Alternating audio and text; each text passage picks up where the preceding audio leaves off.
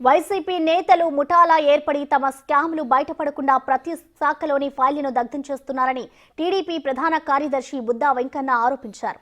జగన్ పాలనలో ఏ శాఖలో అవినీతి జరగలేదో చెప్పాలని, దీనిపై చర్చకు రావాలని సవాల్ విసిరారు. ఫైల్ తగలబెట్టారు, అలాగే ఇరిగేషన్ ఫైల్ తగలబెట్టారు, అలాగే ఇప్పుడు ఉన్నటువంటి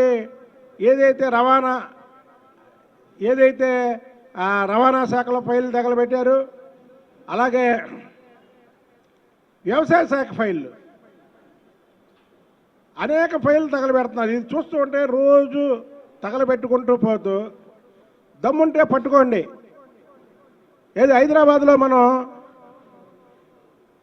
నెక్కర్ బ్యాచ్, బనీళ్ళ బ్యాచ్ అని వాళ్ళు ఒక సవాల్ ఇసురుతారు.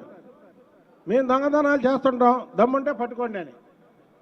ఇవాళ ఫైళ్ళు తగలబెడుతూ దమ్ముంటే పట్టుకోండి అని ఛాలెంజ్కి వచ్చే పరిస్థితి వైసీపీ నాయకులు వచ్చారు.